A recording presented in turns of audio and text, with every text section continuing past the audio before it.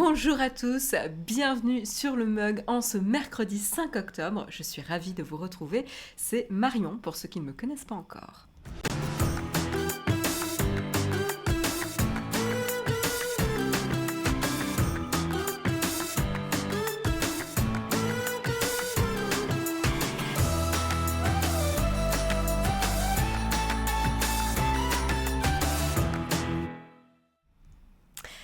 Bonjour à tous, je ne sais pas si j'ai arrêté le générique avant qu'il soit terminé. Bonjour à tous, à ceux qui nous rejoignent dans la chatroom. Samuel, encore une fois, toutes mes excuses, j'ai pas fait mes devoirs ce matin.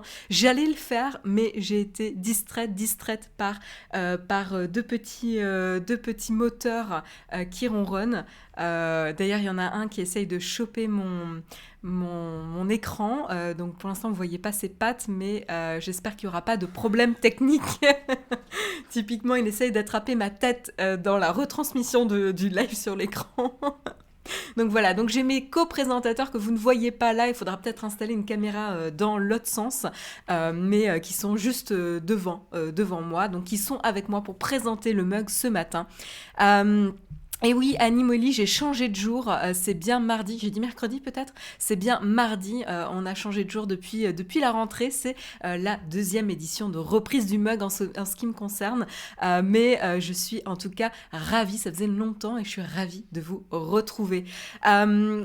Voilà, seuls les meilleurs Twitchers ont des chats. C'est vrai, non mais c'est vrai, c'est un bon signal de qualité. Elle essaye de nous avoir par les sentiments, ne vous faites pas avoir. Non mais complètement flonflon, mais oui, il faut faire appel aux sentiments, à l'empathie des gens, voilà, tout simplement.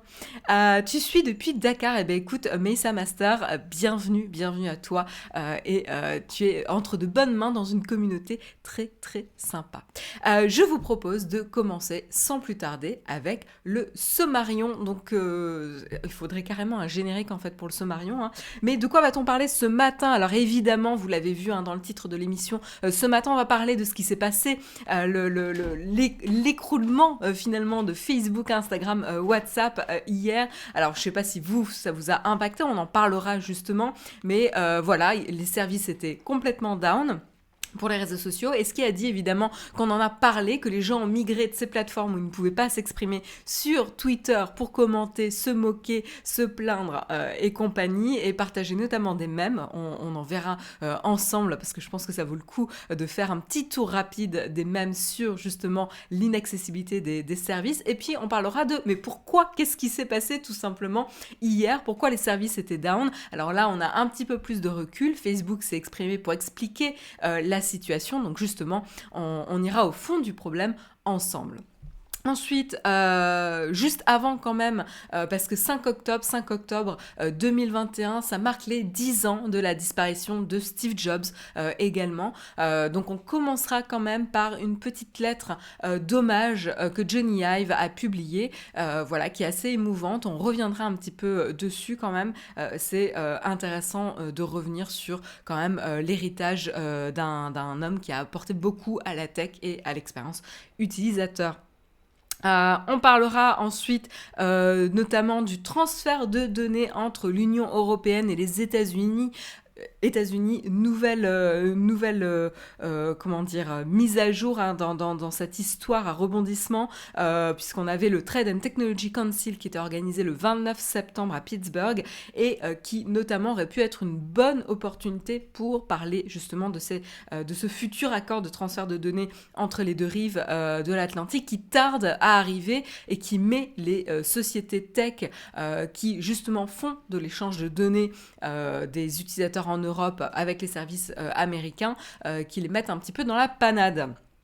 Voilà, et puis on fera un petit tour du côté d'Amazon, qui permet maintenant aux utilisateurs aux États-Unis de pouvoir offrir des cadeaux via Amazon sans avoir l'adresse de livraison. Voilà, il simplifie au maximum, je trouve ça toujours intéressant, ça peut paraître anecdotique, mais il y a des choses de petits détails comme ça qui permet de faciliter l'utilisation. Alors je sais pas si vous avez déjà fait des cadeaux Amazon, dévoilez-vous dans la chatroom pour ceux qui ont un peu la flemme. Mais ça peut quand même être pratique et dépanner dans certains cas. Et puis, on parlera aussi, une petite brève avec l'arrivée de iOS 15, on peut désormais commenter, partager des avis sur les fameuses applications d'Apple. Et oui, ça peut paraître étonnant, mais les applications qui étaient développées finalement par la firme de Cupertino n'étaient pas disponibles pour donner des avis sur l'App Store. Et ben, désormais, ça a changé, donc ça pourra donner des choses potentiellement intéressantes. Voilà. Et puis on terminera avec deux petites news plutôt côté streaming, puisque un syndicat hollywoodien se prépare à la grève, et ce qui pourrait avoir un impact sur les calendriers de diffusion de nos programmes, films, séries télé préférés. Donc on fera un petit peu le tour de qu'est-ce qui se passe, pourquoi il y a une grève, quel sera le potentiel impact. Mais voilà, vous êtes prévenus. Et puis, on terminera en tout cas en ce qui concerne les news tech ce matin avec une petite anecdote qui concerne William Shatner. Donc, je pense que certains connaissent dans la chatroom, j'espère quand même. Voilà, William Shatner, évidemment, hein, donc le Captain, j'allais dire dans Blue Origin, mais bientôt dans Blue Origin, finalement, le Captain Kirk de Star Trek, évidemment, l'acteur qui a aujourd'hui 90 ans, se prépare à partir dans l'espace à cause, on ne sait pas trop, de Blue Origin, évidemment la société de Jeff Bezos qui va lancer son deuxième vol privé dans l'espace avec l'acteur, justement. Donc on en parlera. Et puis on terminera avec une petite parenthèse musicale. Et oui, puisque la semaine dernière, je vous ai parlé, on a un peu débriefé de Fondation. Alors oui, il y a eu un nouvel épisode, mais je ne vais pas vous en parler non plus toutes les semaines, parce que je pense que tout le monde n'est pas fan de science-fiction. Donc du coup, là, on va alterner avec une petite pause musicale d'une artiste qui est vraiment un coup de cœur pour moi depuis cette année. Je l'ai découverte cette année un peu avant l'été, avec son premier album Cheap Queen. Elle s'appelle King Princess, et on en parlera ensemble. Vous me direz dans la chatroom s'il y en a certains qui connaissent. Voilà, je vous propose de commencer tranquillement avec les news tech.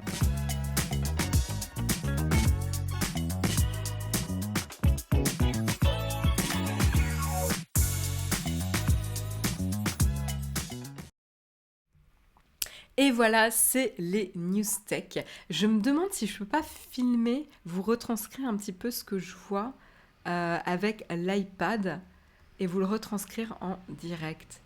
Je me demande si par exemple j'essaye de faire ça, est-ce que vous allez le voir? Alors, petit test technique en live. Ouais, non, ça fonctionne pas. J'essayais tout simplement d'afficher l'iPad. Ouais, non, ça fonctionne pas. Ah, dommage. Ah, mais non, mais je suis bête. L'iPad n'est pas branché. Fail technique. Alors, attendez, hein. J'ai posé mon iPad et juste voir si j'arrive à vous montrer un petit peu l'envers du décor. Alors, on va tester. Est-ce que là, ça fonctionne, l'iPad? Non. Ah, j'aurais peut-être dû le brancher avant de lancer le stream. Non. Là, ça fonctionne. Et donc, est-ce que ça fonctionne, excusez-moi, avec du coup l'application photo? Ben voilà, vous voyez l'envers du décor ici. Voilà, mes petits co-présentateurs qui m'accompagnent. C'est un fail présentatrice, pas technique. Ouais, un peu, ouais, on-off web. C'est un peu l'effet Bonaldi, quoi. Donc vous voyez, en grand travail pour m'accompagner ce matin, bien installé sur mon bureau. Voilà. Il fallait quand même que je vous montre un petit peu mes collègues à quatre pattes. Voilà, donc je suis en bonne compagnie avec vous et mes co-présentateurs. Trop mignons les petits chats fromage. Ouais, ils sont assez irrésistibles, on en profite un peu. Et comment perdre 2 minutes? Non mais Samuel, on perd pas 2 minutes avec des chatons. Tu perds jamais ton temps avec des chatons. Oleg, plus 2575 viewers. Non mais pour ça, il faut que je fasse un stream entièrement petit chat. C'est tout. Mais j'étais obligée de vous montrer ça, c'est trop mignon. J'étais obligée de vous le partager. On revient quand même à nos moutons, hein, parce que bon, les chatons c'est mignon, mais les moutons c'est quand même plus intéressant. Donc on va parler en ce 5 octobre 2021, c'est l'anniversaire des 10 ans de la disparition de Steve Jobs. Et oui, ça fait déjà 10 ans, hein, il nous a quitté le 5 octobre 2011. Ça me paraît pas... C'est dingue, voilà. J'avais pas l'impression que ça faisait aussi longtemps. Comment il s'appelle déjà? Cheddar et mozza, fromage et emmental, bref, presque. Donc voilà, donc la disparition de Steve Jobs, et à l'occasion justement de sa disparition, c'est Johnny Ive, hein, le design chief d'Apple, l'ancien design chief d'Apple que l'on connaît très très bien, à qui l'on doit de nombreux produits Apple, qui a souvent été, la plupart du temps, je pense qu'à chaque édition de la WWDC, à l'annonce des nouveaux produits, il y avait toujours un spot, alors pas avec Johnny Ive présent sur scène, je crois que ça ne s'est jamais produit, mais par contre, il y avait toujours un spot où il présentait et il parlait des designs et de l'attention au design et la conception des produits Apple, notamment de l'iPhone. Je me rappelle, on rigolait un petit peu, hein, justement, avec sa voix si caractéristique des fameuses présentations des designs de l'iPhone. Et donc du coup voilà, pour l'anniversaire des 10 ans de la disparition, il a pris un petit peu son stylo et il a écrit une lettre de commémoration qu'il a publiée en collaboration avec le Wall Street Journal Magazine, et il nous parle un petit peu justement de Steve Jobs et de leur collaboration. Il rappelle aussi qu'ils ont travaillé ensemble pendant presque 15 ans, donc évidemment c'est pas rien, hein, ça marque une vie, une collaboration de 15 ans.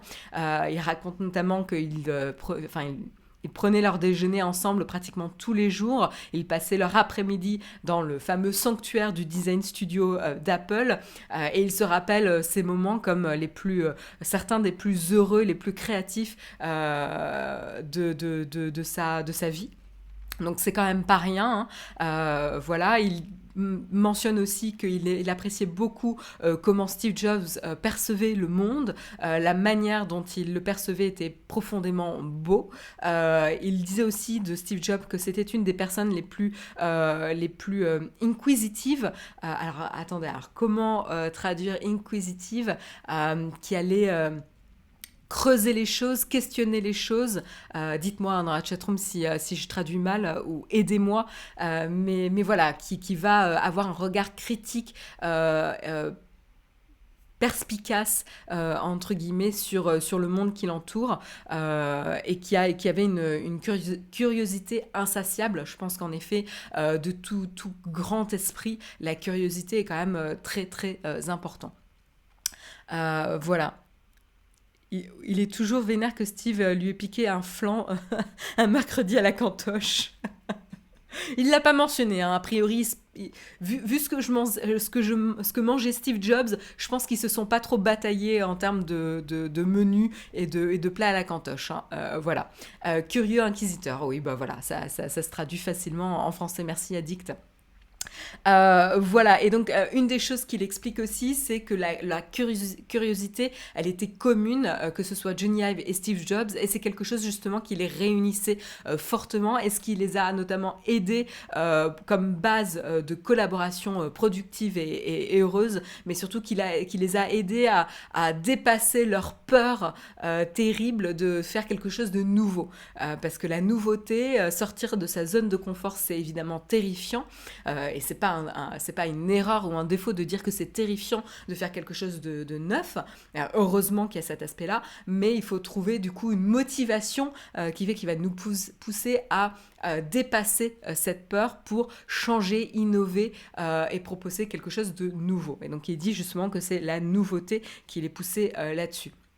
Et il mentionne aussi que Steve Jobs avait vraiment cette conviction que en faisant quelque chose d'utile, il permettait de donner un peu plus le contrôle, empowering. Il n'y a pas de mot pour traduire empower en anglais et français, donc c'est un petit peu compliqué à traduire, mais en gros c'est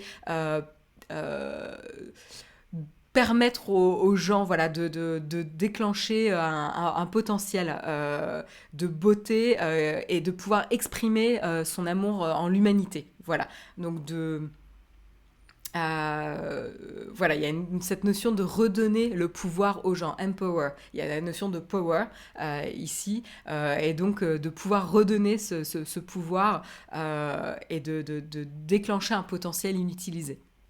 Donc ça, je trouve ça très très beau. Bref, c'est quand même assez touchant et une lettre comment dire, bon, évidemment, il allait pas cracher les anecdotes un peu dégueulasses sur Steve Jobs pour les 10 ans de sa disparition, mais c'est quand même assez émouvant, surtout venant d'un collaborateur de longue date comme Johnny Ive, une collaboration aussi fructueuse que celle qu'ils ont pu avoir. Et une chose qui, je trouve, est assez belle aussi, c'est qu'il dit que sa compréhension, justement, du cofondateur d'Apple continue de grandir et d'évoluer au fur et à mesure des années, au fur et à mesure qu'il rencontre ses proches. Notamment, il continue de travailler avec la femme de Steve Jobs, Lauren Powell.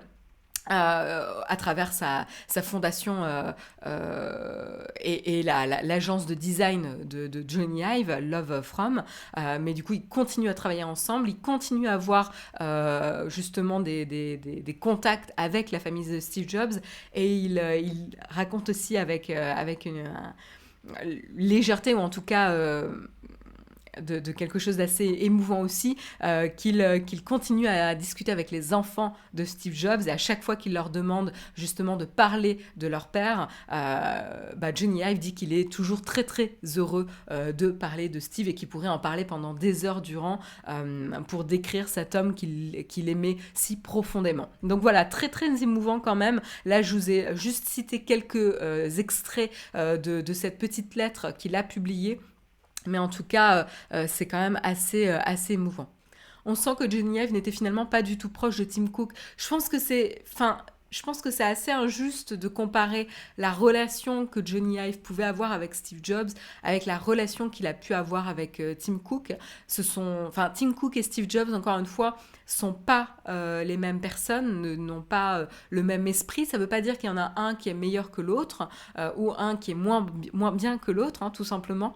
Même si on a pu critiquer beaucoup Tim Cook et l'attendre beaucoup au tournant, il faut quand même reconnaître aujourd'hui, en 2021, que Tim Cook a su porter Apple très très loin, mais les challenges sont différents aussi. Les challenges qu'avait Apple à l'époque de Steve Jobs étaient largement différents que les challenges qu'avait Apple lorsque Tim Cook a repris le flambeau, et même aujourd'hui.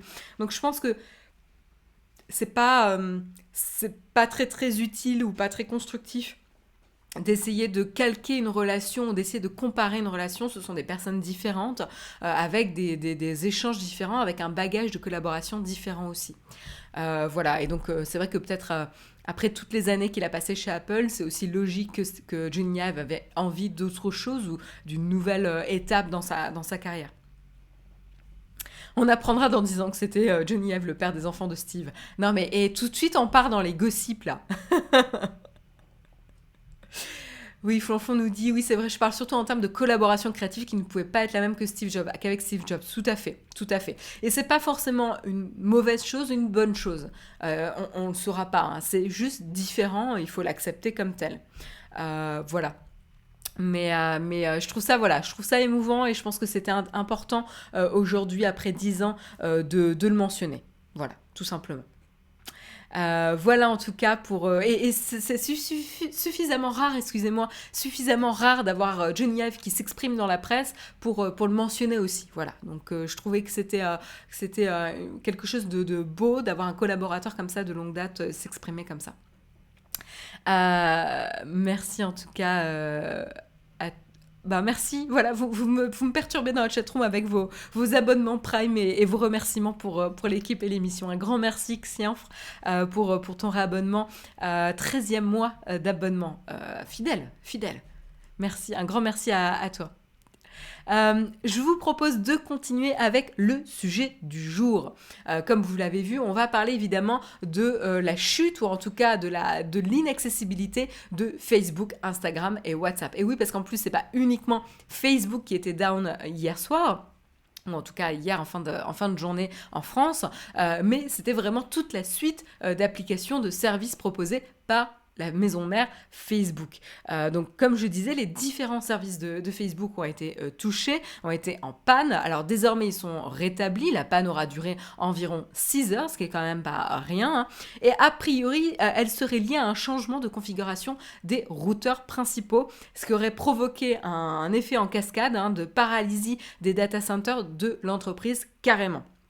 Donc la véritable cause, plus spécifiquement pour les personnes qui sont un peu plus calées dans cette technologie, et surtout pour ceux qui sont calés, n'hésitez pas à partager votre connaissance avec la chatroom, parce que alors, moi c'est vraiment pas mon domaine, mais ma connaissance s'arrête au DNS, hein, les serveurs de nom de domaine, voilà, ça s'arrête là, mais en tout cas ici la véritable cause, ça serait les BGP. Ce qu'on appelle les BGP, alors en anglais, c'est Border Gateway Protocol. Alors qu'est-ce que c'est ? Le BGP, on nous dit que c'est le protocole de passerelle extérieure standardisé qui est utilisé pour échanger des informations de routage et d'accessibilité entre les systèmes autonomes de premier niveau d'internet. Voilà, donc la phrase se termine là et j'essaie de rester concentrée avec une attaque de chaton qui n'est pas forcément évidente. Voilà, donc c'est en tout cas un protocole de passerelle extérieure standardisé qui est utilisé pour échanger des informations de routage et d'accessibilité. Donc évidemment, donc tout ce qui est accès et accessibilité au service, c'est un petit peu embêtant s'il ne fonctionne plus, hein, voilà. Justement d'ailleurs à ce sujet, le vice-président de Cloudflare qui gère justement un petit peu dans ce même domaine, avait été le premier à signaler le problème de BGP qui est sous-jacent du coup à cette panne géante. Donc vous voyez que j'ai un cascadeur ce matin, voilà, il a décidé de faire son show ce matin. Et donc pas très doué, voilà. Et donc en l'absence d'annonce BGP pour vos serveurs de nom DNS, le DNS s'effondre tout simplement. Et donc du coup, du coup, ça rend le fait que les services de Facebook sont inaccessibles. C'est-à-dire que vous et moi, utilisateurs de Facebook, Instagram, WhatsApp ou pas, hein, voilà, vous avez le choix de ne pas les utiliser, vous ne pouvez plus tout simplement pas accéder à ces services. Voilà. Et donc tout simplement, on dirait que Facebook, c'est ça que je trouve ça intéressant, c'est un article de ZDNet qui essaie d'expliquer justement la panne. Facebook, c'est en quelque sorte déplatformisé de sa propre plateforme. Voilà. Donc ça, c'est assez rigolo. Pire que ça, voilà, c'est quand même assez divertissant ce matin l'article. Pire que ça, c'est que les employés de Facebook ne pouvaient a priori même plus rentrer dans les bâtiments puisque leur badge connecté aux soi-disant portes intelligentes ou tout simplement portes connectées était complètement désactivé parce que tout le système était lié en fait.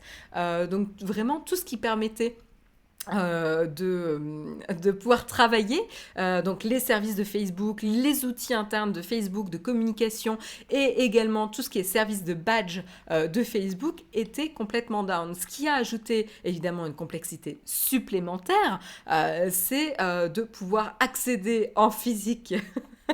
Je suis désolée pour le petit moment cute là, mais ce qui permettait d'accéder au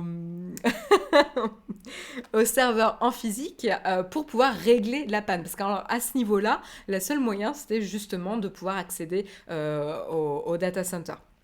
Donc voilà, de la panne réseau généralisée. Donc ils ne pouvaient littéralement pas entrer dans les bâtiments, ce qui était un petit peu compliqué. J'ai besoin de scroller sur mon article, alors je récupère mon index, hop, voilà. Donc comme je vous disais, donc la panne a affecté tous les outils internes, ce qui a évidemment rendu le travail de la résolution du problème bien plus compliqué que prévu. Et donc a priori ça vient de... alors Facebook a expliqué justement dans un communiqué, ils expliquent que leurs équipes d'ingénierie ont appris qu'un changement de configuration des routeurs principaux qui coordonnent donc le trafic entre leurs centres de données a entraîné des difficultés techniques et donc a abouti à l'arrêt total de toute communication. Donc voilà, donc c'est vraiment l'effet cascade dont on parlait tout à l'heure. Et donc voilà, ça a eu un effet cascade sur la façon dont les centres de données communiquent, provoquant la panne totale des services. Tu es sûr qu'il est sevré? Alors, les pauvres ont été abandonnés. Donc non, ils ont été abandonnés avant d'avoir un sevrage complet avec leur maman. Ils ont été biberonnés. Donc c'est pour ça... alors après, c'est quelque chose qui est rassurant hein, de continuer à téter pour des chatons. Donc non, enfin, ça va, hein, ils sont heureux. Hein. C'est juste que voilà, ils continuent un peu à faire ça. Mais oui, c'est des petits chats abandonnés, les pauvres. Voilà, ils étaient à la fourrière. Donc c'est une association qui les a récupérés justement pour leur offrir une petite chance. Voilà, en tout cas pour le petit point chaton qui va repartir dormir avec son petit frère maintenant qu'il est rassuré. Voilà. Donc, qu'est-ce que je peux vous dire de plus? Je pense qu'on a fait, on a fait un peu le tour, en tout cas, sur l'origine et le problème technique qu'a rencontré donc, Facebook et tous ses services. La conséquence de cette panne, c'est que le cours de Facebook a perdu plus de 6% à la bourse de New York. Hein. Mais en tout cas, selon l'entreprise, c'était pas donc un hack, il n'y a pas eu de fuite de données ou quoi que ce soit. C'était simplement un problème interne, d'outils internes. Voilà. Autre chose qui est quand même rigolote, c'est comment on a parlé sur Internet du coup de cette fameuse inaccessibilité des services de Facebook. Donc là, je vais quand même vous partager. Il y a un article assez rigolo de CNET qui partage un petit peu les mèmes qui ont été diffusés sur Twitter. Donc comme je vous le disais, quand on peut pas se défouler sur les plateformes type Facebook, Instagram pour discuter entre eux, les gens se déportent ailleurs, notamment sur Twitter qui a donc récupéré une certaine affluence sur sur Twitter. Une certaine influence qui ne pouvait pas s'exprimer ailleurs et qui a parlé évidemment de Instagram, Facebook et WhatsApp qui n'étaient pas disponibles. Et donc là, du coup, on a des mèmes avec donc Netflix, le CM de Netflix, toujours très efficace, qui va profiter du buzz autour de leur dernière série Squid Game, une série de Corée du Sud qui reprend un peu le même principe de Battle Royale en termes de violence et d'un groupe de candidats qui va s'affronter dans des épreuves assez extrême pour remporter ici un prix. Donc là, c'est un peu différent de Battle Royale, mais en tout cas, dans Squid Game, c'est pour remporter de l'argent. Et donc, du coup, ici, on voit donc les différents candidats, et notamment un candidat qui a l'air en meilleure forme que celui qu'il traîne. Donc on a Twitter qui essaye de rattraper tout le monde pour leur sauver la vie. Donc ça c'est un chouette mème partagé par Netflix. On a aussi la carte d'invitation qui vous invite du coup sur Twitter maintenant que WhatsApp, Instagram et Facebook sont partis. Là aussi, on voit que Facebook, WhatsApp et Instagram sont down avec les candidats qui sont morts. On voit le sang par terre d'ailleurs. Voilà, donc là vous avez pas mal de petits mèmes tous autour de la fameuse série qui cartonne, qui fait le buzz en ce moment. La vie est un Squid Game et on y joue tous, ou presque, qu'on le veuille ou non. Oula, addict, tu pars dans des considérations philosophiques, mais... C'est pas mal. Tous les CM des grandes marques s'y sont mis en fait hier soir, nous dit Olek. Et c'est normal, ils ont surfé un petit peu sur la tendance, à savoir que quand même Facebook, Instagram, WhatsApp, c'était des sujets trending. Facebook Down a été un sujet trending sur évidemment toutes les plateformes, ne serait-ce qu'un peu sociales. Donc du coup, évidemment, les CM ont un peu surfé sur la vague pour y aller de leur participation. Voilà. Donc après, il y avait d'autres mèmes qui concernaient pas forcément Squid Game. Mais voilà. Et donc les gens qui partagent leurs sentiments sur le fait que Facebook, Instagram et WhatsApp soient inaccessibles. Et donc le réflexe où tout le monde se précipite sur Twitter pour voir si on est les seuls à ne plus avoir accès aux réseaux sociaux. Donc l'absurdité un petit peu de l'aspect social. Donc voilà, c'était assez rigolo. Et donc du coup, vous avez le même type de mème ensuite. Une fois que Facebook, Twitter et Instagram ont été de nouveau accessibles, vous avez eu évidemment une vague de tweets pour soit se réjouir, soit être désolé de leur retour. Vous avez évidemment les deux perspectives possibles, hein, en fonction de votre avis sur les plateformes. C'était quand exactement la panne? C'était en début de journée aux États-Unis, mais du coup c'était en fin de journée en France. Moi c'était en fin d'après-midi au début de soirée où c'était inaccessible parce que j'avoue que quand je travaille je vais pas sur les réseaux sociaux. Moi en tout cas je l'ai vu en début de soirée. Donc je crois aux alentours de 20h je l'ai vu. C'est là où je trouve Twitter encore pertinent, les vannes. Moi, ce qui m'a fait le plus rire, c'est le post de Zuckerberg cette nuit. On sait combien nos services comptent pour rester en relation avec les gens auxquels vous tenez. Bah évidemment, il allait pas dire autre chose, Néo, quand même. En gros, 19h minuit en France. Ouais, c'est ça. Voilà. Et donc, ce qui est intéressant, c'est que donc ça a touché vraiment tous les services dans le monde entier. C'était pas localisé, donc c'était vraiment vraiment global, quoi. J'ai rien vu, j'ai pas vu de panne ou de problème. Bah le tutoriel, peut-être que du coup tu t'as pas utilisé les réseaux sociaux à ce moment-là. Ce qui est pas plus mal, hein. Voilà. Donc en tout cas, vous en savez un peu plus sur ce qui s'est passé durant cette fameuse panne. Début de soirée, je me rappelle, j'ai pas pu exposer ma superbe vie aux autres. C'est à peu près ça, Lucas, ouais. Voilà, en tout cas, concernant cette fameuse grosse panne. Je vous propose d'enchaîner avec l'article suivant où on va parler des données des Européens et justement du transfert de données entre l'Europe, l'Union européenne et les États-Unis, notamment les services américains. Donc, depuis quelque temps, hein, c'est pas nouveau, mais on avait déjà la Cour de justice de l'Union européenne qui avait déjà cassé un précédent accord qui s'appelait le Safe Harbor en 2015. Voilà, donc le principe, hein, je vous rappelle, de ces accords, c'est de donner aux Européens les moyens juridiques de contester la surveillance américaine de leurs données, donc de garantir un traitement des données des Européens qui correspond à leurs droits, en tout cas du point de vue de l'Union européenne. Donc c'est une question quand même assez épineuse. Donc on avait déjà ce Privacy Shield qui avait été cassé par la Cour de justice de l'Union européenne en 2015. Ensuite on avait eu, alors attendez, j'essaie de vous refaire l'historique. Ensuite le Privacy Shield qui avait été annulé par la Cour de justice de l'Union européenne, rebelote, en 2020. Et donc depuis un peu, c'est un peu la panique, c'est-à-dire qu'on n'avait toujours rien qui encadrait donc ces fameux transferts de données d'Européens, des données d'Européens vers les États-Unis.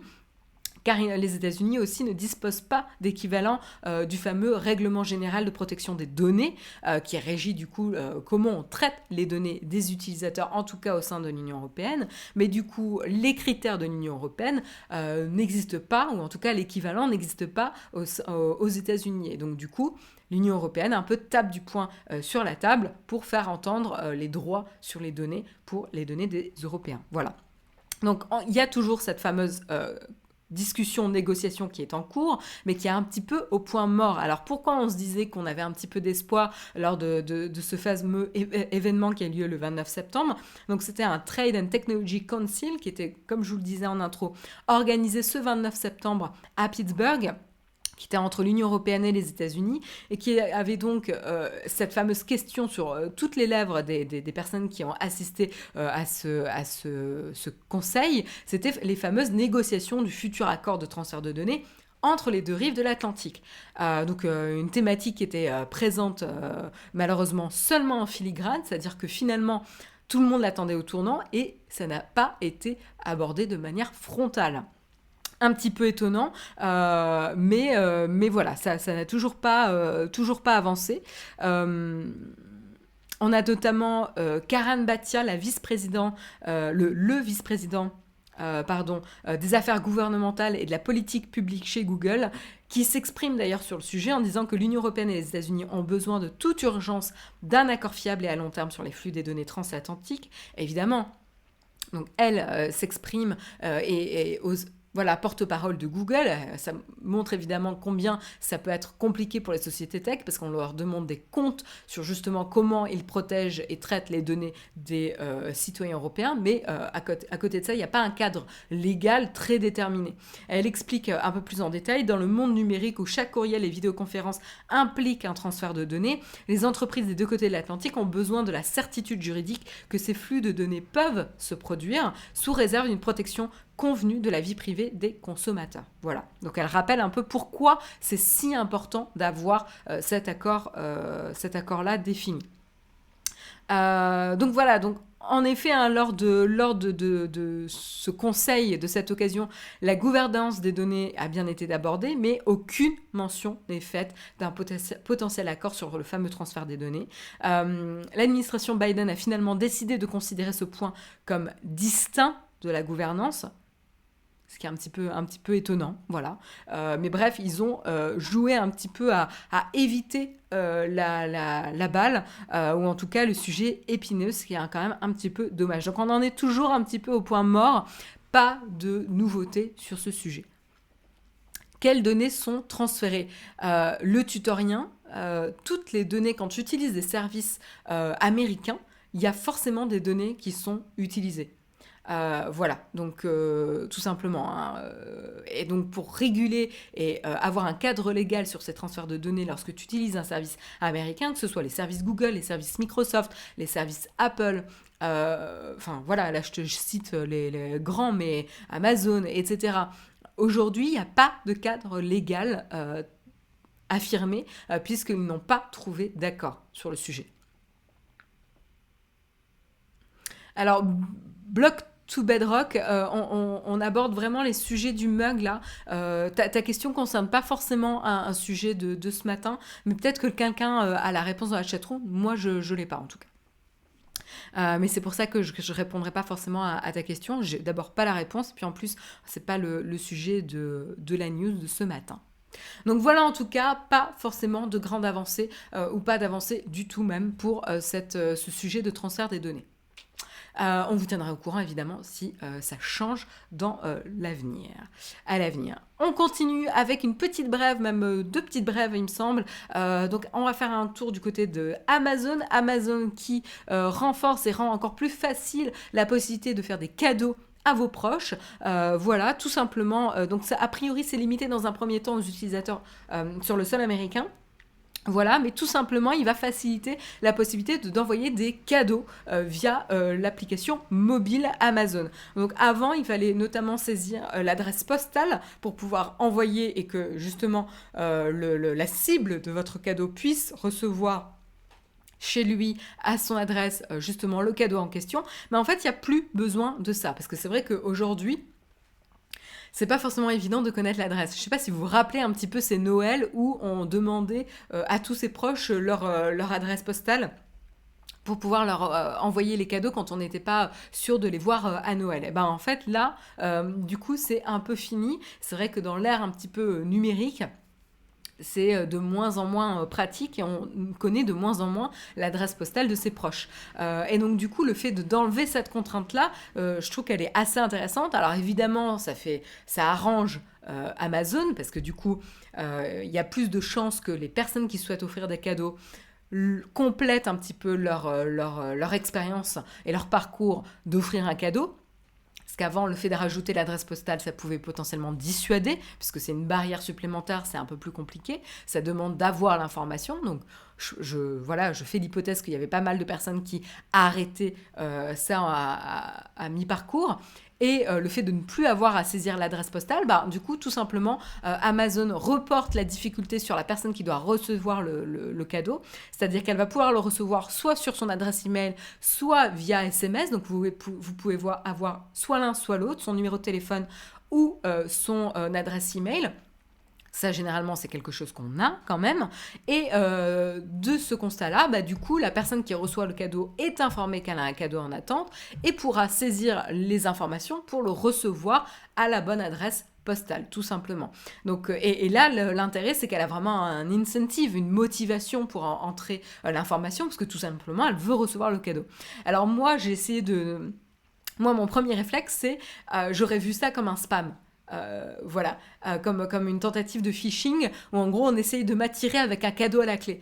Je pense que vous avez tous vu ces campagnes de phishing où on vous dit Marion, vous êtes la grande gagnante un cadeau vous attend, etc. Vite connectez-vous pour remplir vos informations et recevoir le cadeau en question. Alors généralement c'est une voiture, etc. Bon là je doute qu'un proche essaie de m'offrir une voiture, parce que je conduis pas. Deux, parce que bon, c'est quand même pas un cadeau raisonnable. On va dire les choses comme ça. Donc bon, peut-être que j'aurais un peu moins de doutes, mais c'est vrai que ça ressemble un petit peu à des tentatives de phishing, quoi. Ça risque de passer pour du phishing. Je pense que Amazon s'est penché un petit peu sur le problème, et puis mine de rien, il y a des gens qui tombent dans les tentatives de phishing. Donc là, finalement, ils auront un vrai cadeau. Et oui, il va falloir faire de la pédagogie autour de ce nouveau système. Oui, Flonflon, je suis tout à fait d'accord avec toi, et je pense qu'Amazon y a pensé et qui va trouver des choses un petit peu pour rassurer. Un truc, une astuce peut-être intéressante, c'est si vous avez par exemple un compte Amazon, on vous envoie un cadeau, vous avez un compte Amazon et dans ce compte Amazon, vous avez déjà saisi votre numéro de téléphone ou votre adresse email pour les commandes et être alerté du processus de commande. Quelque chose d'intéressant, ça serait de vous envoyer une notification depuis l'application mobile Amazon si vous l'avez. Parce que du coup, l'application Amazon, vous savez elle est légitime, entre guillemets, puisque vous l'utilisez. Donc du coup, d'avoir une notification depuis l'application mobile, c'est rassurant ici. Parce que vous dites, ok, bon, c'est pas une blague, quoi. Donc voilà, je pense qu'il y a des astuces et ils ont potentiellement pensé à des choses qui vont rassurer les utilisateurs qui reçoivent le cadeau. En tout cas, de tous ceux à qui je suis susceptible de faire un cadeau, il y a déjà... comment t'as fait? Ah, attendez. Je comprends pas ta phrase, Picsou.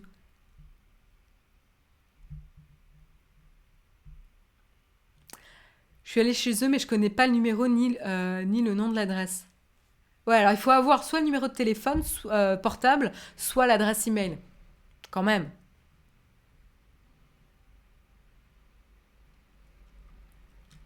Donc voilà. Voilà en tout cas pour la petite avancée, mais je trouvais ça rigolo, surtout qu'on arrive à la période des Black Friday ou surtout des fêtes de fin d'année. Et évidemment, on va se remettre dans la perspective où il faut trouver les cadeaux, offrir les cadeaux, envoyer les cadeaux, etc. Je trouvais ça assez pertinent que du coup Amazon travaille là-dessus à simplifier. On continue avec l'autre petite brève du jour.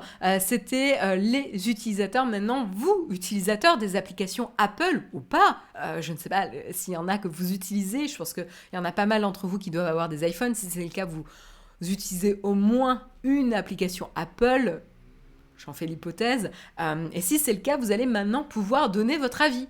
Ça y est, Apple les rend accessibles pour être commentés sur l'App Store. Donc moi, je suis assez curieuse, j'avoue, j'ai envie de me faire un petit peu petite souris et monitorer un petit peu les avis sur les applications Apple. Je me demande s'il y aurait des trolls qui iraient essayer de commenter et de baisser le rating des applications Apple juste pour faire une campagne de troll. Mais voilà, c'est mauvais esprit, hein, évidemment. Je ne vous encourage pas à jouer le troll sur l'App Store d'Apple, parce que je peux vous dire que quand on travaille dans le domaine des applications et qu'on a des campagnes malveillantes de commentaires sur ces applications, c'est pénible, parce que du coup, c'est pas constructif pour les vrais utilisateurs ou les personnes qui se demandent si l'application leur serait utile, et c'est pas cool pour les équipes, quoi. Non. Par contre, si vous avez évidemment des commentaires constructifs ou des critiques légitimes, voilà, là c'est vraiment l'occasion de le partager. Là aussi où je m'interroge un petit peu, c'est qu'il faut le gérer aussi, ces commentaires et ces retours, et quand il y a des critiques, généralement vous avez des personnes qui vont essayer de répondre aux critiques ou aux plaintes des utilisateurs quand il y a des plaintes sur l'App Store, pour leur montrer d'abord qu'on en prend compte. Là, je vous parle d'expérience personnelle. On fait attention aux commentaires sur l'App Store parce que d'abord, c'est une source de retour utilisateur.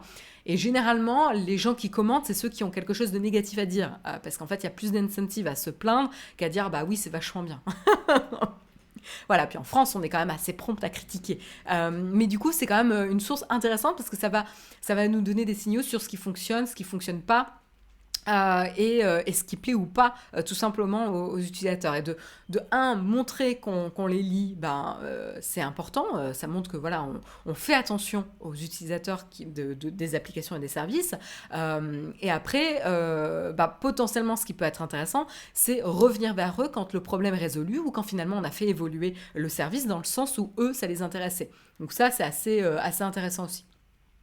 Mais du coup, les applications Apple, la complexité, c'est qu'elles sont disponibles dans tous les pays, donc dans enfin dans plein de pays, pas dans tous les pays, je suis incapable de vérifier ça, mais dans plein de pays, donc dans différentes langues. Ils vont récupérer des commentaires dans différentes langues, du coup, et donc du coup, ça veut dire quoi? Est-ce qu'ils vont avoir une équipe dédiée pour gérer ça?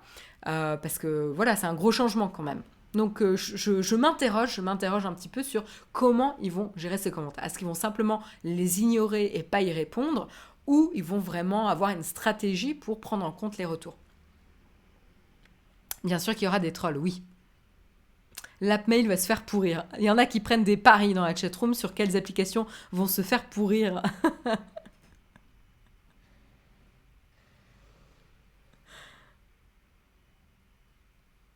Je lis un petit peu vos commentaires. Fournir un système de review et ne pas l'utiliser, c'était juste une aberration. Ouais, non, mais après, tu as d'autres moyens de récupérer des retours. Bodul, là où je suis pas tout à fait d'accord avec toi, c'est qu'en fait, le pire que tu peux...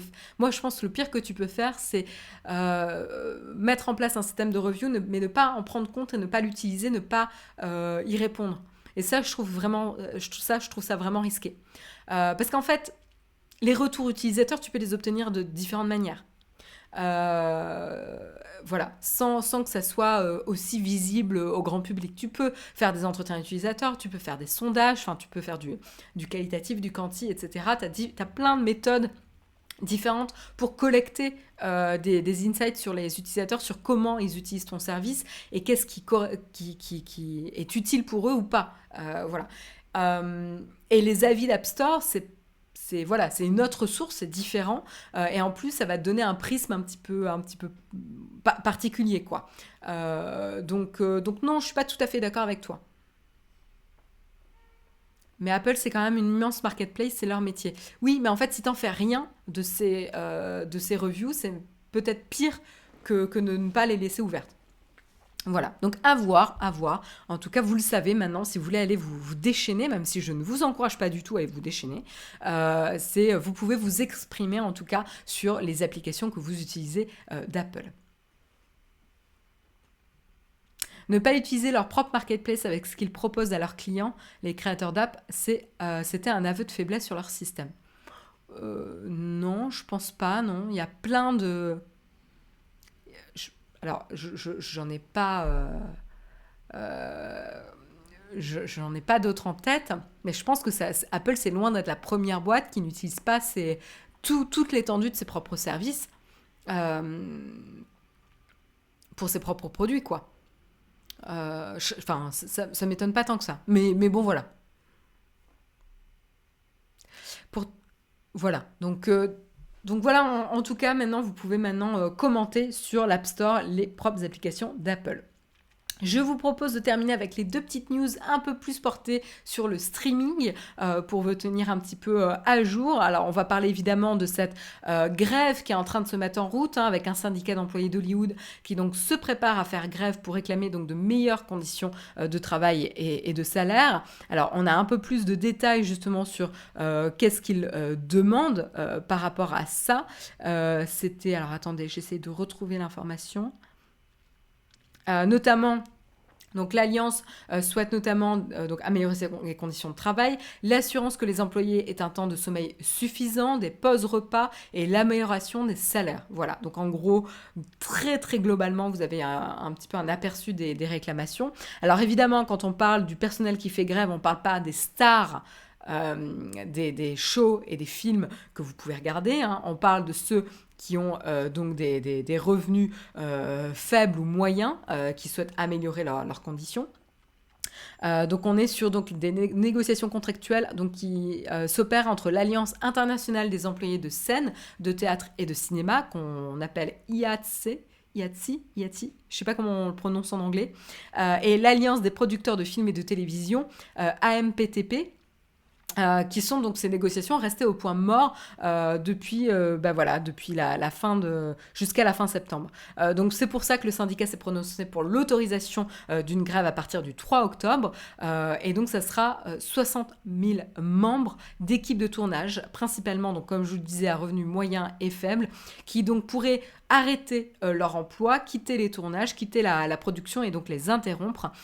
Et donc cette grève touche aussi bien les domaines tels que la conception des décors, que celle des costumes, que celle de l'utilisation de la caméra ou encore du montage en post-production. Donc c'est vraiment tous les corps de métier de la production audiovisuelle qui est touchée. Et donc évidemment, une fois que la production audiovisuelle est mise en stand-by, ça va évidemment ralentir la production de films et d'émissions de télévision, y compris les séries qui seront diffusées sur les services numériques comme Amazon et Netflix. Donc on peut prévoir donc à un moment donné être à court de programmes. Alors peut-être pas à court parce qu'il y a toujours un back catalogue qui est disponible, il y a toujours l'achat de droits de programmes qui sont déjà produits qui est possible, mais en tout cas un décalage peut-être dans le calendrier des sorties de nos programmes préférés. Voilà. Et ce qui est intéressant, c'est que ça rappelle évidemment le fameux blocage qui a eu lieu en 2007-2008 lors de la grève des scénaristes qui avait quand même interrompu la production de contenu pendant plus de 100 jours. Voilà, donc qui était et on avait eu une répercussion assez significative donc sur le calendrier des diffusions. Donc ça marque vraiment la plus grande tension depuis 2007-2008 sur l'environnement Hollywood. Voilà, on vous tiendra au courant évidemment si on a une évolution concernant ce sujet. Voilà. Ça, alors, pourquoi tu me dis ça, Web? C'est le manifeste du syndicat des ouvriers de la mine, la métallurgie de 1920 que tu viens de lire, ou c'est un document récent? Bah, c'est un document récent. Attends, tu te surprends à ce que des employés réclament des meilleures conditions de travail? Euh, Moi, ça m'étonne pas tant que ça, mais bon. Après, je connais pas le détail de leurs conditions de travail aujourd'hui, donc je suis pas capable de porter un jugement, et c'est pas le sujet du jour, hein, de porter un jugement sur la pertinence ou pas de leurs réclamations. Mais en tout cas, c'est pas nouveau, il y en a encore en 2021, hein, ce genre de réclamation. Il y a encore des travails, des boulots qui ont des conditions de travail qui ne sont pas optimales. Voilà, donc tu vois, quand ils demandent une pause déjeuner, est-ce que ça te semble aberrant, par exemple? Voilà, moi ça me semble pas aberrant, mais après ça peut sembler compliqué sur certains tournages où il faut enchaîner les heures, etc. Mais bon, voilà. Donc à voir. On veut avoir le droit de dormir et le droit de manger, ouais. Ça me semble pas incroyable, quoi. Mais c'est vrai que, notamment sur des plateaux de tournage, il y a des conditions qui peuvent être assez spécifiques et assez compliquées. Voilà. Donc voilà en tout cas pour cette information de potentielle grève. On continue avec une petite anecdote qui concerne notre Captain Kirk de Star Trek qui s'en va finalement après avoir fait des années le capitaine et vogué dans l'espace avec l'Enterprise. J'espère que je ne fais pas d'erreur sur la mythologie Star Trek. Les fans, n'hésitez pas, les Trekiens, n'hésitez pas à me corriger dans les Trekkies, je crois que c'est les Trekkies, n'hésitez pas à me corriger dans la chatroom. Mais en tout cas, notre Captain Kirk se prépare à partir dans l'espace en vrai, prévu pour un lancement le 12 octobre avec donc le fameux New Shepard, le spaceship, le vaisseau New Shepard de la société Blue Origin, société évidemment de Jeff Bezos. Voilà, donc à 90 ans quand même. Il a quand même plus du double de l'âge des astronautes de la NASA. Ça sera le membre de l'équipage le plus âgé, ou en tout cas la personne la plus âgée à avoir volé dans l'espace. C'est ce qu'a dit en tout cas Blue Origin dans son annonce. Alors je ne sais pas si c'est pour se flatter ou voilà pour battre des records, mais en tout cas j'espère qu'ils ne mettent pas en danger la vie d'une personne. Je pense qu'ils ont fait des études pour voir s'il était capable de supporter en tout cas le voyage dans l'espace. Je pense qu'il a fait un bilan médical, etc. J'imagine. On ne peut pas partir en tout cas dans l'espace comme ça. Mais ce qui est intéressant, c'est que ça montre combien le vol dans l'espace est accessible finalement. Parce qu'en fait, on a quand même cette image que pour partir dans l'espace, il faut avoir une condition médicale et de santé parfaite pour pouvoir supporter les conditions. Mais bon, on sait que Blue Origin, c'est des vols qui sont relativement bas, et donc potentiellement qui sont accessibles au commun des mortels en termes de conditions physiques. Et donc la preuve, là il le marque avec un grand coup en envoyant une personne âgée de 90 ans quand même dans l'espace avec leur capsule du coup New Shepard. Donc je trouve ça assez intéressant comme démonstration. Je suis un petit peu inquiète quand même pour lui, hein. Mais bon, j'imagine qu'ils ont fait leur vérification avant. Mais en tout cas, c'est une belle, comment dire, une belle opération de communication pour Blue Origin, sans aucun doute. Mais très très clairement, hein, c'est pour montrer que le vol dans l'espace est accessible à tous et pour démocratiser, privatiser le vol dans l'espace, c'est une très bonne démonstration, très bon coup marketing. Et d'un autre côté, c'est quand même assez poétique de se dire que l'acteur, après avoir joué un capitaine de vaisseau aussi longtemps, va pouvoir le faire en réel. Je trouve ça assez émouvant. Voilà. C'est ma petite fibre romantique qui vibre là. L'Orange me dit, la femme du programme spatial des années 60 avait plus de 90 ans. Ah oui, c'est vrai, je me rappelle. Je suis pas capable de me rappeler l'âge exact. Mais ouais, après, est-ce qu'ils auraient menti de manière aussi évidente? Je sais pas.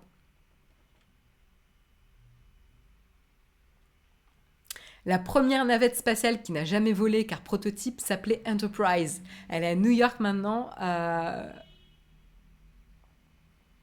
Excellent, excellent. Merci pour les anecdotes. J'imagine qu'ils ont fait leur vérification. C'est ce qu'avaient dit les passagers du Titanic, nous dit Addict. Dis pas ça! Dis pas ça, dis pas ça. Donc voilà, je voulais vous mentionner la petite anecdote du jour pour terminer les news tech. Sur ce, il est presque 9 heures. Je vous propose de terminer tranquillement avec un petit moment musique, la petite note musicale du jour.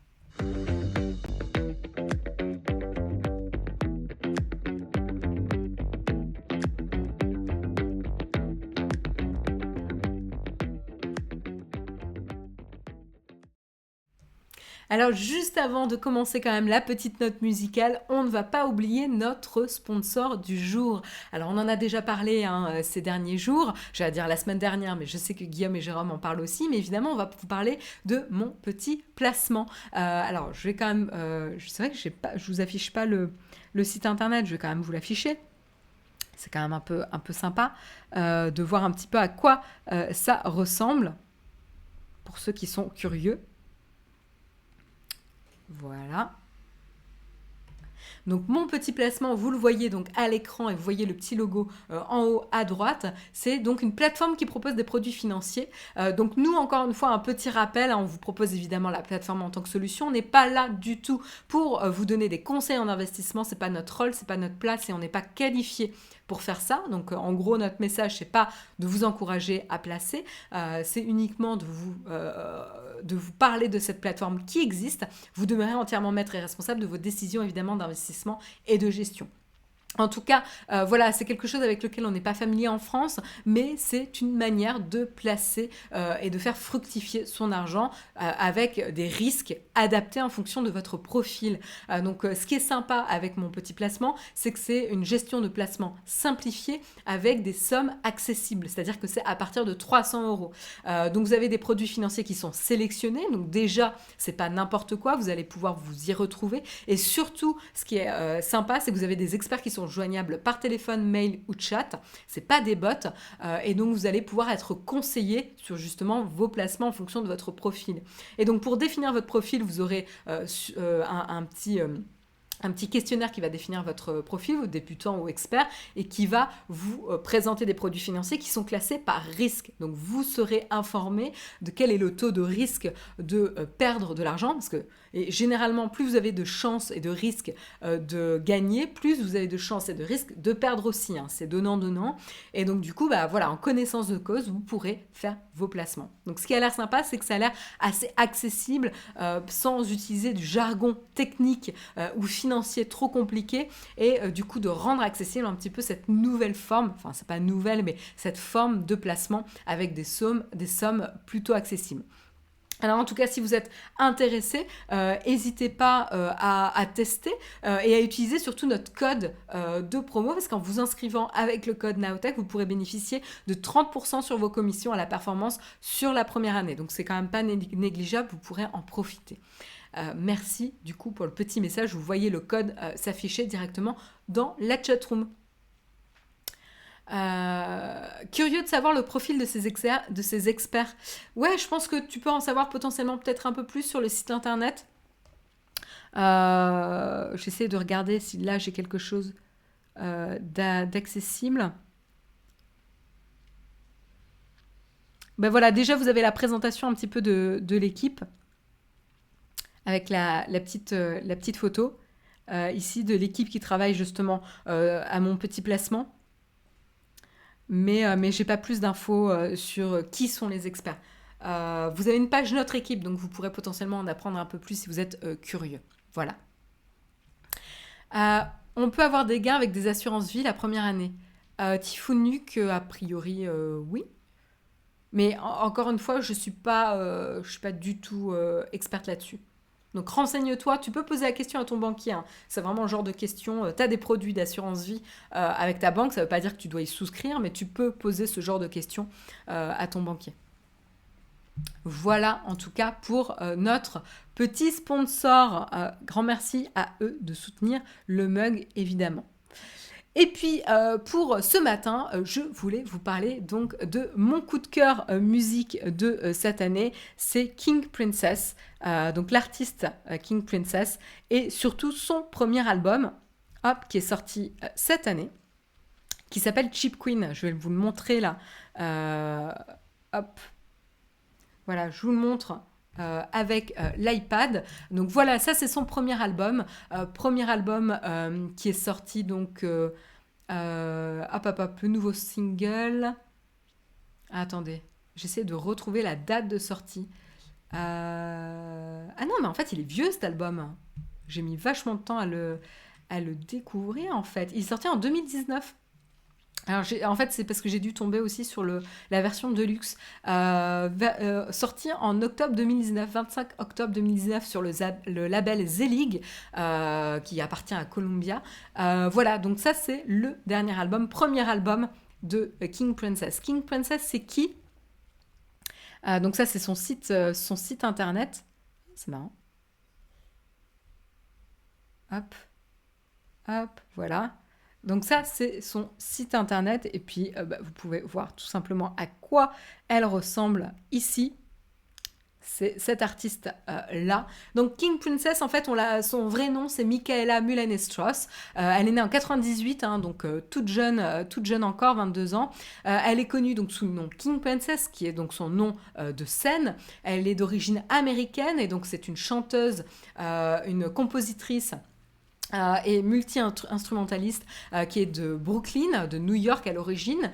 Et donc, elle a signé sur le fameux label Zelig, alors que vous connaissez peut-être pas, mais moi je le connais parce qu'en fait, c'est le label fondé par Mark Ronson. Mark Ronson, je vais vous montrer pour ceux qui ne connaissent pas, c'est le producteur ultra connu qui a fait de nombreux hits, notamment le hit qui a lancé Amy Winehouse, pour ceux qui se rappellent ou pas.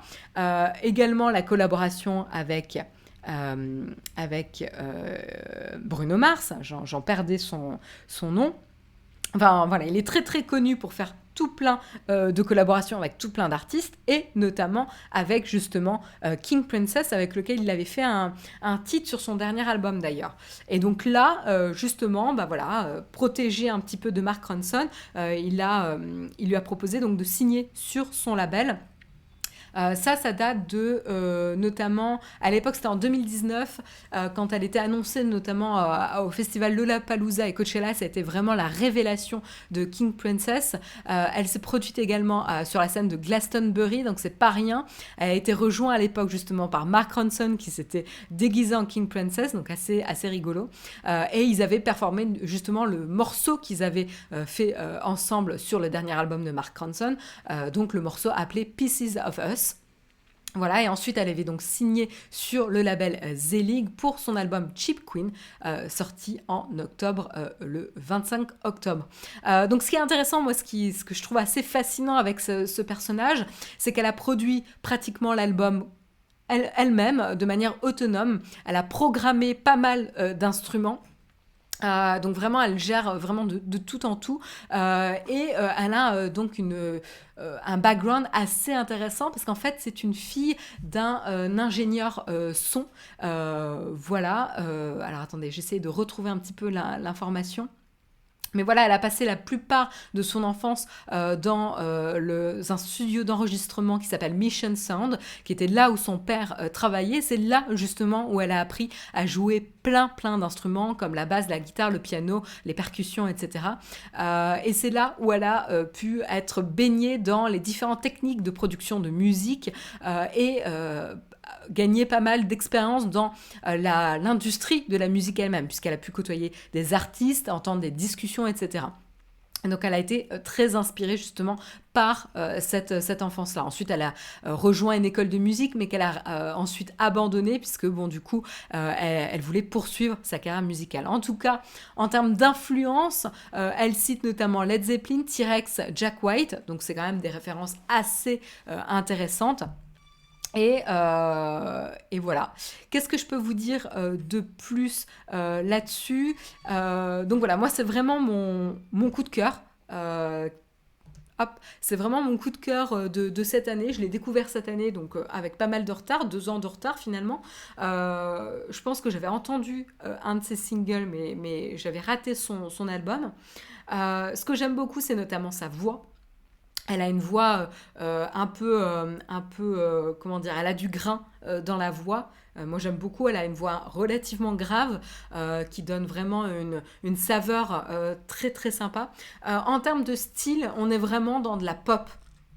On est vraiment dans de la pop pure. Donc on va retrouver pas mal d'effets pop, de production, il y a un peu de guitare, il y a beaucoup de travail sur les sons, sur la rythmique, c'est très efficace, très catchy. Euh, je lis un petit peu vos commentaires. Donc voilà, donc c'est vraiment très efficace. Il y a des mélodies très accrocheuses, mais pas dans le sens négatif du terme. C'est pas commercial. Il n'y a pas cet aspect commercial pop. C'est plutôt pop comme accrocheur, comme mélodie qui va vous rester vraiment dans la tête et va vous accompagner au long de la journée. Et à côté de ça, elle va vraiment un peu vider ses tripes dans les paroles sur ses histoires d'amour, sur son identité sexuelle. Elle s'identifie comme non binaire. Et ça se ressent dans les paroles où elle va vraiment explorer un petit peu tout le spectre des relations amoureuses, etc., sans essayer de tomber dans les clichés de homme-femme, relations traditionnelles. Et donc, du coup, elle s'érige un petit peu en icône LGBTQ. Elle est connue là-dessus en tant qu'artiste LGBTQ. Je l'avais vue en référence dans la série, c'était Never Have I Ever. La série sur Netflix avec les 3 adolescentes que l'on suit à leur école, et notamment l'héroïne qui est une adolescente d'origine indienne qu'on va suivre avec justement la difficulté à concilier son héritage et ses racines et sa culture avec la culture américaine dans laquelle elle s'épanouit, elle se plaît énormément, et qui fait se percuter un petit peu les deux mondes. Et notamment une de ses 2 amies est gay. Et donc du coup, c'était assez intéressant en termes de référence de la culture gay. Ils avaient cité King Princess, donc ça m'avait fait sourire. Donc comme quoi elle fait déjà partie de la culture pop, et elle est une icône de la culture pop. Voilà. Ah bah, il y a Electrap qui écoute en même temps que le mug. Tu dégaines plus vite que ton ombre sur Deezer. Bah, nickel. Et ça a l'air de te plaire. Bah, tant mieux. Euh, voilà, donc du coup, voilà, gros coup de cœur. Principalement, ça a été mon album que j'ai écouté en boucle tout l'été, hein. Tout l'été. Alors, ce qui est intéressant avec l'aspect pop ici, c'est qu'elle va aborder des sujets un peu lourds sur certaines incertitudes, sur son rapport à l'industrie de la musique. D'ailleurs, petite anecdote que je trouvais assez intéressante. À l'âge de 11 ans, elle avait été approchée par un label. On lui proposait de signer sur un label de musique à 11 ans quand même, hein, pas mal. Mais elle a refusé à l'époque parce qu'elle voulait, de ce qu'elle avait vu de l'expérience des autres artistes, elle avait vu que le label pouvait changer justement la créativité, la manière de produire la musique, et que le label avait un peu trop la main sur la production de la musique des artistes. Et donc du coup, elle voulait d'abord trouver son style, comment elle voulait travailler, comment elle voulait produire et le gérer elle-même avant de se mettre à signer pour un label. Donc ça montre un petit peu comment elle a grandi un petit peu dans cette culture musicale et de l'industrie de la musique. Voilà. Donc vraiment, je vous encourage. Au niveau des rythmes, au niveau des chansons, je trouve que c'est vraiment très efficace, encore une fois, dans le sens positif. Voilà, moi, je me retrouve souvent à fredonner les airs. Donc, il y a des sujets lourds qui sont abordés, mais c'est jamais pesant en tant que tel, parce que la musique est là pour rythmer. Et il y a des choses un petit peu innovantes. On sent qu'elle aime bidouiller dans ses titres. Il n'y a pas un titre qui ressemble à l'autre et on sent qu'elle aime bien explorer. Alors, je pense que le deuxième album, d'ailleurs, la production du deuxième album est déjà en cours, en collaboration avec Mark Ronson, d'ailleurs. Donc, pas forcément étonnant. Je pense qu'ils ont établi une collaboration de confiance ici. Et donc, Mark Ronson, un peu roi de la production pop de ces années, hein, très très clairement. Vous pouvez voir un petit peu les albums et les titres sur lesquels il a collaboré, c'est quand même très très efficace. Et du coup, je suis très curieuse de voir un petit peu leur collaboration un peu plus poussée. Je pense que ce qui est intéressant, c'est qu'elle aille un peu plus loin encore dans l'expérimentation. Là, son premier album, ce que j'aime, c'est qu'il a l'innocence du premier album. Elle va tout donner. C'est un peu rough on the edges. C'est un peu brut sur les bords. Pas forcément très très bien peaufiné. Encore une fois, dans le bon sens comme dans le mauvais sens du terme ici. Mais là, je trouve que ça donne une sincérité à son premier album qui marche très très très bien, qui est touchante et qui donne envie de suivre son développement en tant qu'artiste.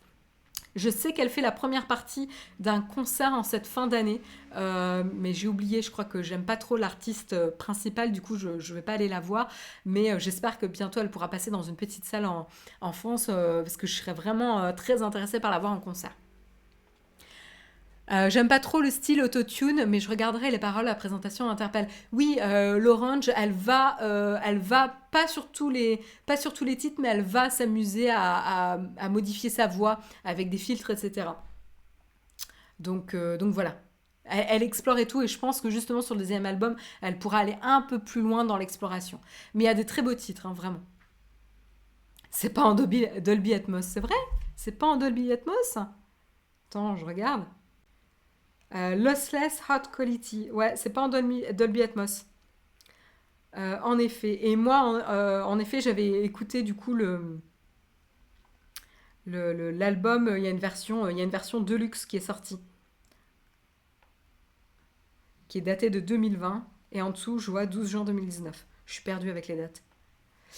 Donc voilà. Voilà en tout cas pour l'artiste. Dites-moi ce que vous en avez pensé sur Twitter, sur Discord, pinguez-moi. Et comme ça, on en discute ensemble. Si vous avez aimé, pas aimé, pourquoi, à quoi ça vous fait penser aussi. Peut-être que vous avez des références d'artistes. Moi, j'ai eu du mal à essayer à mettre le doigt sur quel type d'artiste ça me faisait penser. Donc dites-moi ce que vous en avez pensé dans la chatroom. Dans la même veine, je recommande Kovacs. Kovacs Chip Smell. Je connais pas du tout. Attends, je vais me le marquer. Kovacs Chip Smell. C'est trouvé. Top. Bah, merci beaucoup pour la recommandation. J'écouterai ça. Un grand merci. Ça manquait de chat sur la fin. Bah, il suffit de le dire. Il suffit de le dire. Voyons. Hop. Vous voulez un petit peu de chat et puis on va se laisser là-dessus. Hop. Attendez, parce que du coup, j'ai entre le micro, la souris, etc. Voilà. Donc, le petit moment chat en fin d'émission. Vous voyez, donc ils ont encore une fois très actifs, beaucoup participé à l'émission. En tout cas, ils vous souhaitent une excellente journée et vous donnent rendez-vous du coup la semaine prochaine pour suivre le mug de Marion où il y aura sûrement une nouvelle édition chaton avec une semaine de plus dans les pattes. Donc voilà, stay tuned, stay connected et on se retrouve la semaine prochaine. Très bonne journée à tous, bye bye.